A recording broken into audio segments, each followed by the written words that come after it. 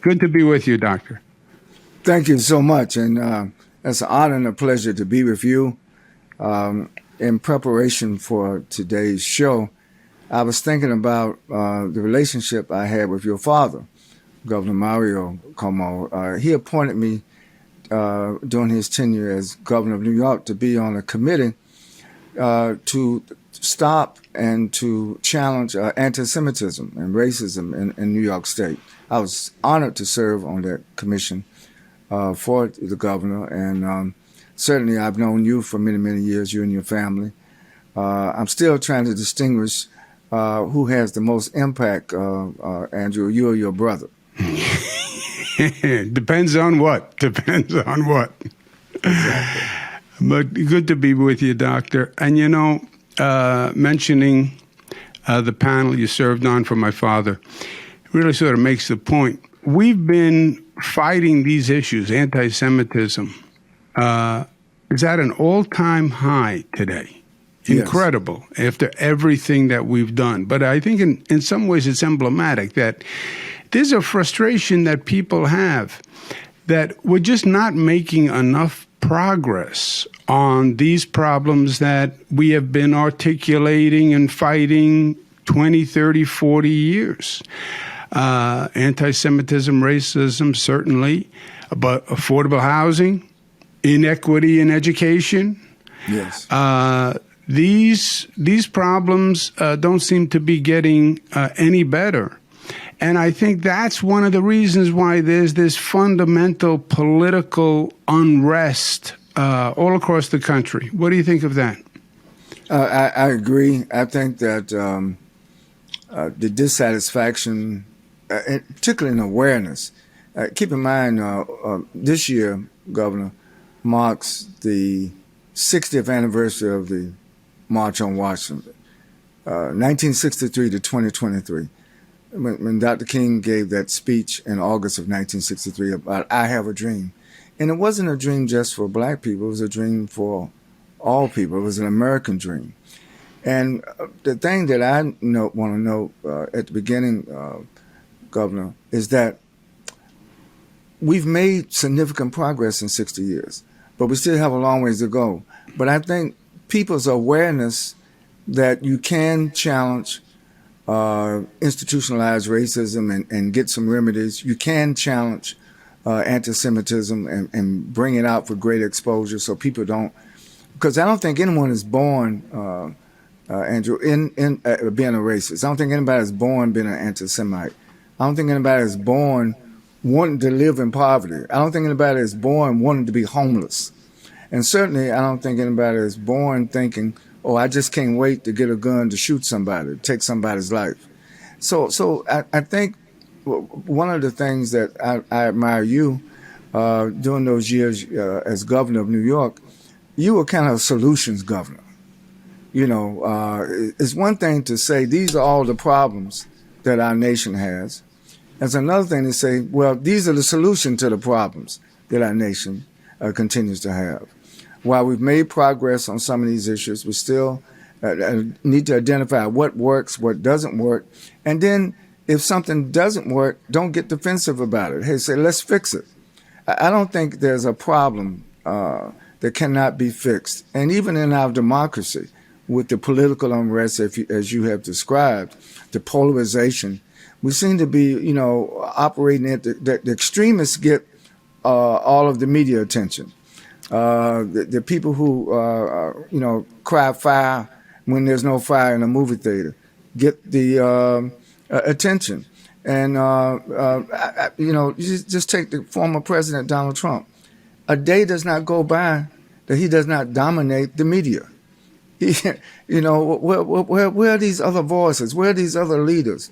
And to me, Americans have been fed a steady appetite of failure, of hopelessness, of disparaging. And so people then say, well, if things are so bad, I need to go find me an enemy. Maybe my neighbor's the enemy, and maybe I need to get a gun. If my neighbor comes on my property, I'm going to shoot that person. So there's a lot of, it's a complex. I guess what I'm trying to say, And I apologize for giving you a long answer to your question. I just want to say this simply. Complex problems require complex solutions. And I think too often the politics of today is to get some simplistic, jingle like defund the police, as if that's going to solve the problem. Yeah, well, there's a lot there, but let's pull it apart because I think you're right. Complex problems require complex solutions. And the problem is government is not good at dealing with complex. Politicians are not good at dealing with complex. Part of complex is controversy and disruption. And the last thing politicians want is disruption, right? The last thing they want is opposition. It then gets compounded by the dialogue being dominated by the extremes. So you have a far left, you have a far right. They will not agree to any common ground. They're politically powerful, so the politicians are afraid to alienate them. And now we're in this cycle where we're not, your word, solving problems. And now I'm frustrated and you're not helping me in my life. I'm angry, I'm frustrated. And if you can't help me, I'll figure out another way to do it. Because I have to take care of myself and my family. And one way or the other, I'm going to do it. And I would love to be able to look to government and think it's part of the solution, but I haven't seen that. And if I don't see it and I don't believe it, then I'm taking a different course. And I think that's where we're going now. Now, I did, as governor, focus on solutions. And that's why I know politicians don't like to do it, because there is no solution that is easy. You know, none of these problems that have existed for 30 years are going to have a simple solution. And there's going to be no solution that makes everybody happy. You know, you're going to have to be willing to take on one of the extremes, maybe both of the extremes, and they don't have the political appetite to do it. And that's frustrating to me. I try to argue, look, you have a bigger political problem if you preserve the status quo, because you're going to wind up losing everybody. Because if there's no progress, then Democrat, Republican, I don't care what you call it, the voters will say at one point, I'm tired of this. I'm tired of the rhetoric without any movement and progress. And you're all out, right? But we're not at that point yet. And I think the frustration is continuing to grow. The issue that you and I are working on together, and I'm excited about that, the issue of crime, I think is just a perfect illustration, because crime affects everyone. It is a national problem. Yes, primarily urban, but it's suburban, it's rural. Doesn't matter if you're a Democrat, doesn't matter if you're a Republican. We've made very little progress, and we have the extremist jingles, your word, defund the police. That's the answer, defund the police. It was horrendous what happened to George Floyd. It was a crime. But defund the police, that's the answer? Makes no sense to me. Exactly. It makes no sense. And the term that's used in Washington a lot today, Governor Cuomo, is that we need common sense solutions. But I would like to unpack the word common sense, because before you get to the sense, it's the common. What connects us as Americans, not what divides us as Americans. We all need safe and secure communities. No one in their right mind would want their families or loved ones exposed to danger, to harm, or to crime. And I think that you're right, not only the federal government, but state governments, municipal governments, across the board, we are not coming at common sense solutions. We're coming at extremist solutions. And sometimes we're not even coming at a response at all. We tend to ignore those who are less fortunate, don't have political power. I know in the black and brown communities, and thank you again for joining me with this op-ed that we've just published, and I'm so pleased to report to you that it's having a tremendous response around the country, Governor, about some of the points we raised about what are some of the solutions that we thinking that people could engage in to help stem and to end the rapid expansion of crime in too many of our communities. Yeah, the crime. How about guns? Every day it seems there's another mass murder, and talk about common. It's everyone, everywhere, yes. Every state, any child anywhere in this country can go to school and not come home. And every parent knows it. So it's all across the board. That's the common. And then the common sense. Why would you allow assault weapons, weapons of war? Why would you sell them to people who don't need them when you know they pose such an unnecessary risk?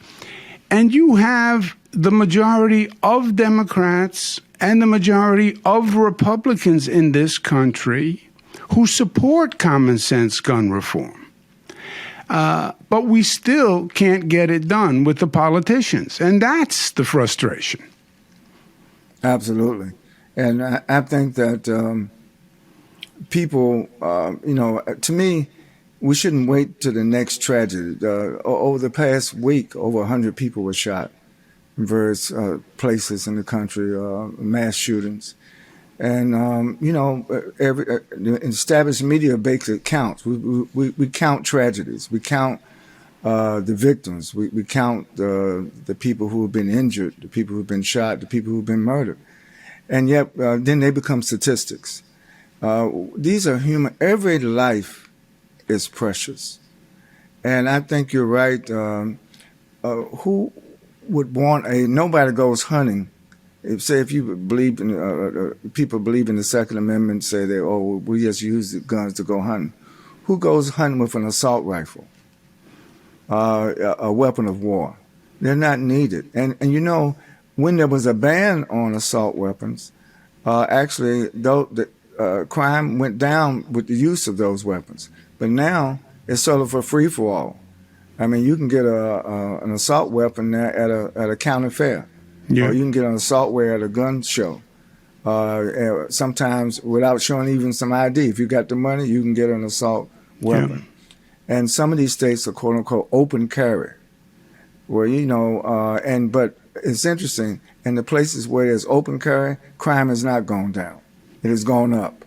So even those who are the proponents of no gun control also have no solutions to crime. No. And look, it is a perfect example of where the extremes win, right?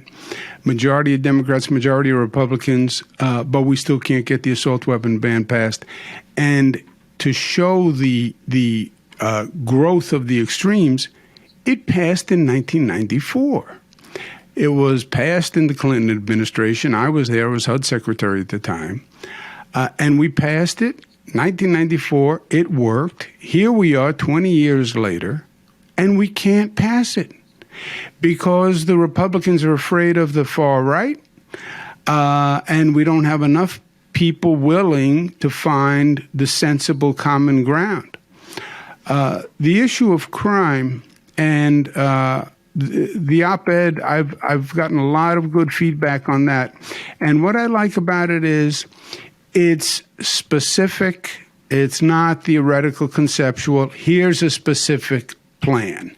And we know that people may disagree with certain components of the plan, and that's fine. But you want to solve a problem. you have to put a solution on the table. Exactly. And you can't be afraid that, well, I only want a solution that's going to make everybody happy, because there is no solution that's going to make everybody happy. And if you want to make everybody happy, you're certainly in the wrong business if you're in government. That's why they call it leadership. You lead. You go first. But it's a very specific plan. And one of the main points on the police and really just putting to rest once and for all the defund the police madness is we do need a more sophisticated public enforcement capacity, a more trained police force, a more discreet and sophisticated police response that doesn't respond to everything with a gun, because that's not how the problem presents. And underlying it all, community policing, which was the right concept and which was embraced, said that fundamentally you have to have a relationship between the police and the community where the police are essentially facilitators for that community. We are at the opposite end of the spectrum now, where the relationship between the police and the community, I don't think has ever been worse. You'd have to go back maybe to the 60s.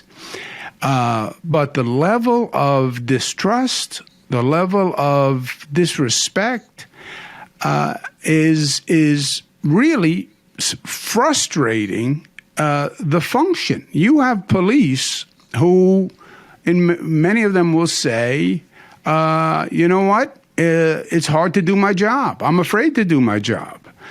I'm afraid I'm going to be accused by some video camera taken out of context. And you have members of the community who say, I don't trust the police. Look at George Floyd. Look at the abuse. That relationship, if we don't address that disruption in that relationship honestly, I don't think we get anywhere.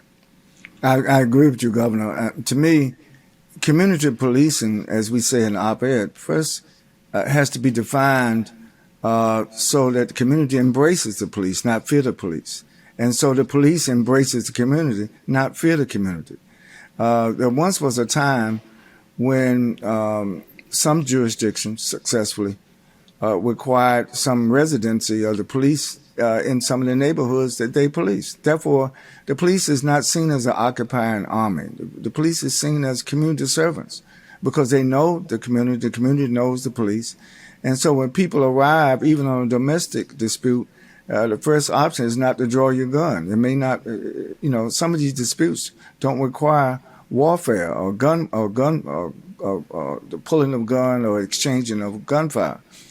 But you're right, it comes to training and also how we see our communities. One police officer in New York, he's retired now, admitted to me in private, Governor, that sometimes even the way they're trained, certain communities, well-do communities, the police go to protect the property, make sure that those communities are safe.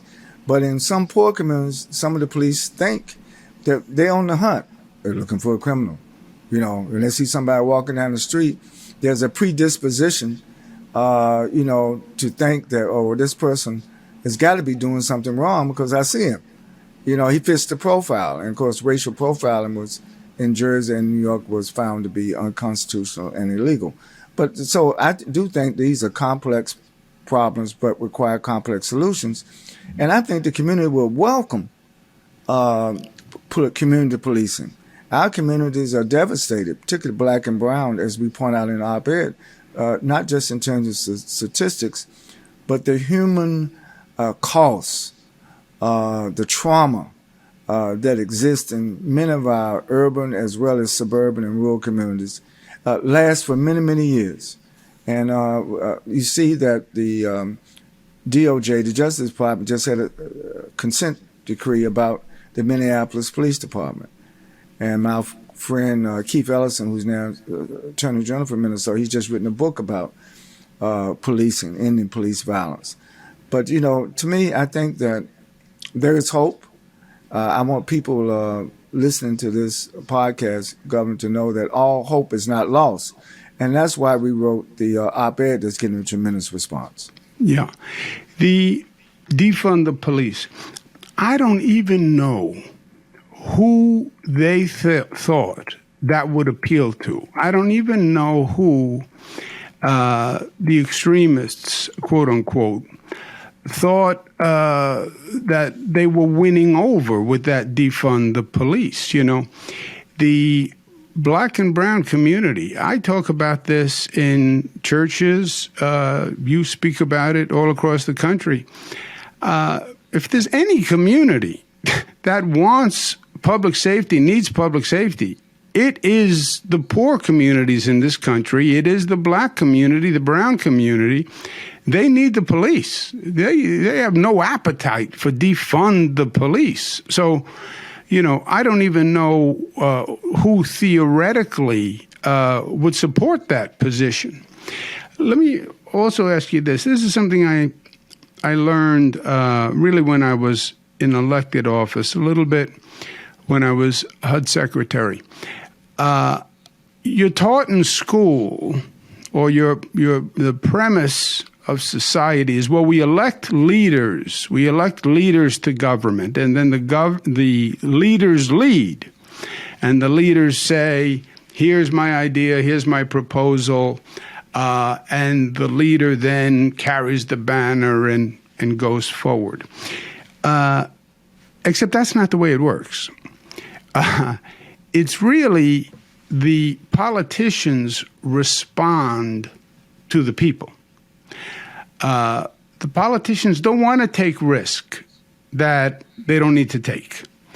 The status quo is just fine, right? I don't want to offend anyone. I'm have to get elected. I want as many people happy with me as possible.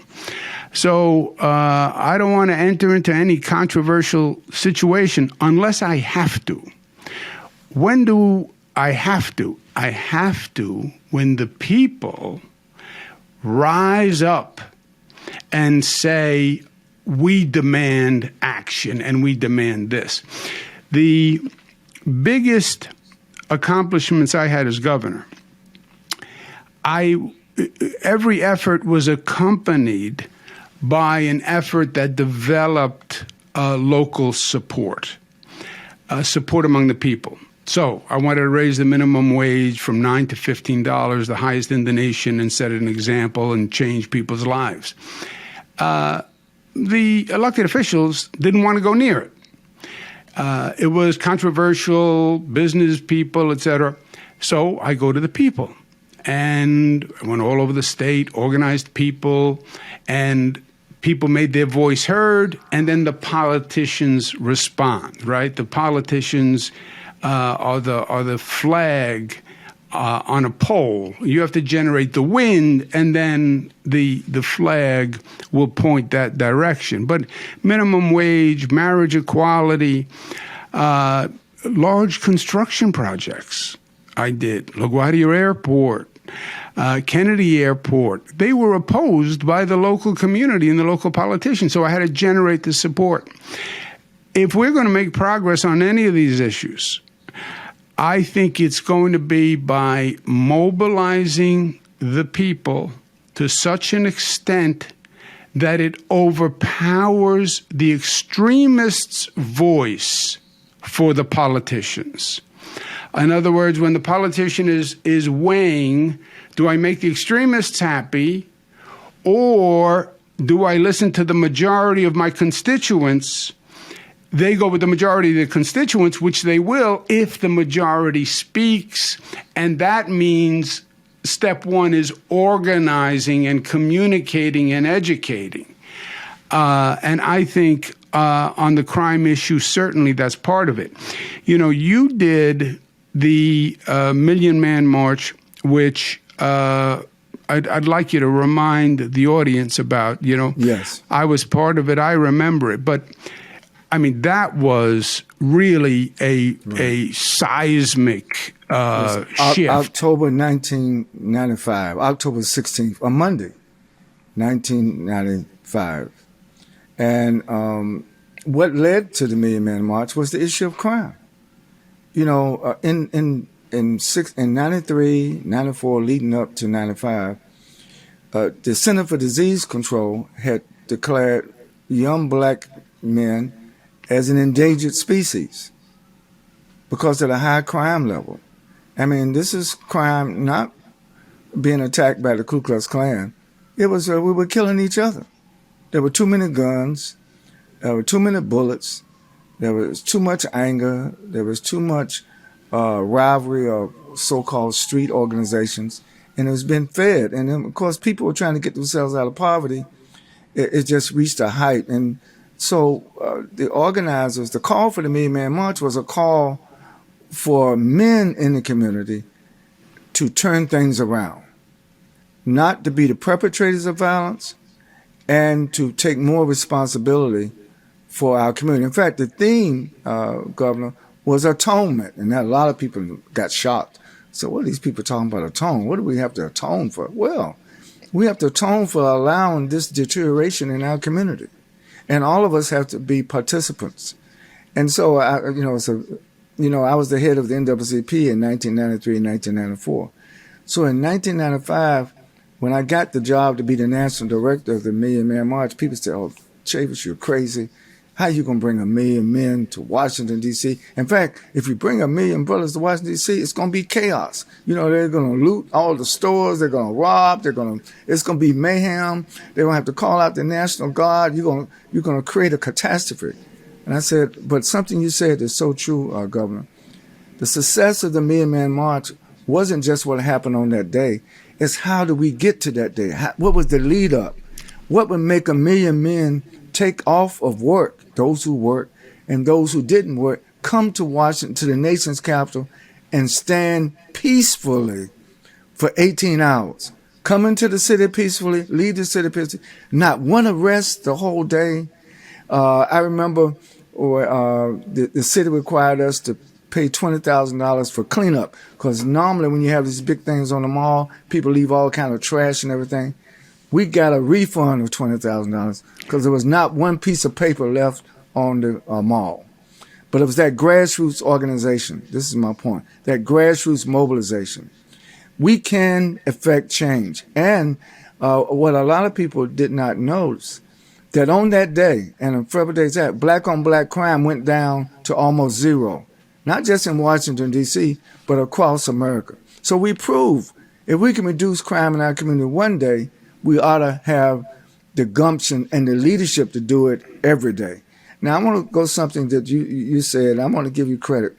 Governor, yes, grassroots mobilization, grassroots organization, but at some point, you got to have leadership. You got to have leadership at the local level, the state level, the regional level, and certainly at the national level. And during COVID, during the height of the COVID pandemic, everyone knew that they couldn't depend on President Trump to give them the advice about how to handle COVID. Everybody, even though you were the governor of New York, everybody was glued to their television stations across America because we had a leader as the governor of New York that was telling the people the truth. Not fanning the fear, just giving them the raw truth of the pandemic. And that's why New York led the recovery from the pandemic. To your credit, Governor, that was real leadership. That was real risk-taking. Thank you. And I know a lot of people, I would say this because you may want to not say, I would say it caused a lot of jealousy and envy among other politicians. So why is Cuomo getting this kind of coverage? He's really the defunct president of the United States when it came to COVID relief. To your credit, and you would think that these examples of leadership, where it makes a real difference, that's what we ought to be talking about. How can we replicate that? You know, if we find something that's been successful, let's identify it and let's offer it, and how to make it successful in other places, not only in the United States but around the world. Yeah. Well, thank you for your kind words. And I come from a different school. As I said, I believed in government. You're elected to lead. You're supposed to lead, right? That was my father. Well, you come from a leadership family. I mean, yeah, that's where I. That's Mario Como is the name Mario Como is synonymous with leadership. Yeah, so I didn't really know any other way, tell you the truth, Doctor, but to get out there and to lead, because that's why they put you there, and that's the definition of the job. But writ large, politicians are not risk takers. They are not. That's why I think we have to do it the other way. We have to build a platform. That's a problem. That's a Yes. problem. If the leader is not willing, if somebody elects you to an office and you're not willing to take the risk to represent the people that put you in office, that's a sad commentary. It is a sad commentary, but it's also, I think, the truth, and it's why we are where we are. And it's worse now because the risk is higher because the extremes are louder, right? Why won't the Democratic Party take the crime issue head on? Because you have an element out there saying defund the police, etc., and that's loud, and it's intimidating. So I think we have a solid plan. Well, you can debate certain pieces, but it's a solid plan. But I think change will only come when we get people writ large to make their voices heard, and those politicians make that judgment. I can stay where I am and be afraid of the extremes, or listen to the majority and move forward with a common sense plan. And that's why I'm excited about the actual communication and mobilization effort now. Because the politicians are reading the crime issue wrong. It's not about defund the police. It's about better trained police, smarter police, different approach. But people, and especially people who the Democratic Party represents, they need police support. You know, in the old days, there was a term called limousine liberals, which was not a compliment. And it was liberal Democrats who have theoretical positions which are disconnected from the reality that most people are facing. Because at the end of the discussion, they get in their limousine and they drive home and they go to their high-rise apartment, and they're not on the street and they're not dealing with these problems. There's a little bit of a disconnect for Democrats on the issue of crime right now. It is a real problem for people. And there's defund the police and these theories of, nobody should be in jail and we don't need police. That is just not reality for folk. And that's the truth. And it's a truth that just has to be voiced. And then I think we'll see change come. Absolutely. And I'm looking forward to, it's been such a tremendous positive response from Democrats, Republicans, and independents, particularly people in the middle, to the op-ed that we did. And I think we need to take this on. I'm looking forward to doing some type of national tour with you, Governor, on the crime issue. I do think that it will help open up the national dialogue about this. Right now, people are whispering about it. You know, even on the major talk shows on Sunday mornings, very little attention has been paid to the crime issue. Even during weekends when the crime issue just goes off the hook, it's also we've become so, let me put it this way, crime has become so normalized. Mass shootings have become so normalized. The suffering of vulnerable communities, when violence and crime and guns are all intersect to cause harm, it's becoming almost normal in America, and that's abnormal. Yeah. And I think it takes leadership to not only call this out, but offer some common sense solutions. So I'm looking forward to, I don't know what to call it, maybe it's solution tour for America on crime, going to some of the major places with you. And I think hopefully that this podcast will ignite some of the enthusiasm at the grassroots level, at the mobilization level. I think there are young leaders out there, Governor Cuomo, who would respond to an opportunity to engage on the issue of crime. I think you're right. I think you're right. I think someone just has to go first, and someone has to be willing to wade into the controversy. I also think it's net healthier for the nation because you have all that anxiety now. People are scared. It can either go to a negative place or a positive place. And right now it's going to a negative place. But if they know there's a plan, there are people who have the guts to step forward with a common sense, smart, educated plan that can actually resolve the problem, we move that energy towards the positive rather than the negative. That's just good for the body politic writ large. We have too much negativity within the body politic. You feel it everywhere. There is hope. We'll end where we started. There is no problem that we can't solve, right? Exactly. This country wins wars, world wars. We put men on the moon. There's nothing that we can't do. So, of course, we can solve this problem. And we have to believe in ourselves and believe in our ability to do it. And get that energy focused in a positive direction. And I look forward to doing that with you. Absolutely. And I believe that the rule of law, I think that sometimes when people hear that term, they think that the rule of law only applies to those, to the wealthy or to the status quo or those who are already in power. But I believe that communities, families, particularly black and brown and other people who have been marginalized, the underserved communities across the country, Governor, would welcome relief, would welcome proposals to not only reduce and end crime, but let's turn this around. I even think that I saw some statistics that now police departments are having a problem recruiting across the country. Nobody wants to be a police officer.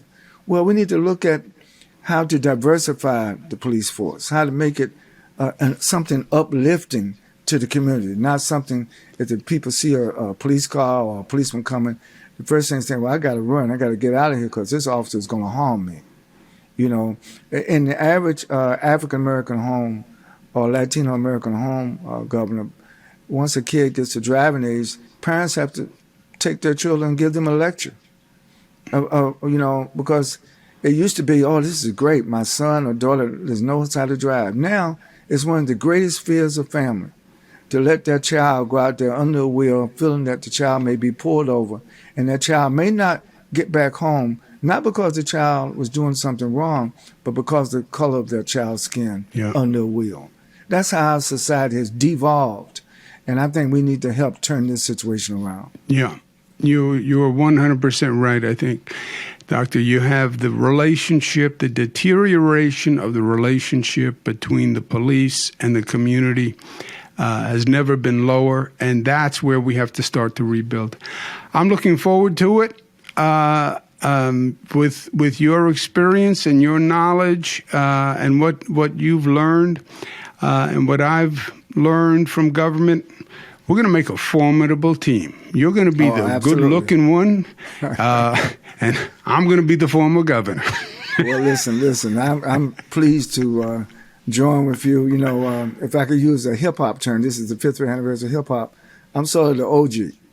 But, you know, I'm very pleased to join with you because notwithstanding the fact that when it comes to leadership, not just in New York, but when it comes to leadership across our nation, Andrew Cuomo, you helped define what leadership really is. Thank you. Thank you so much. It means a lot to me coming from you. Thank you, Doctor. Thank you for being with us today. I'll see you soon.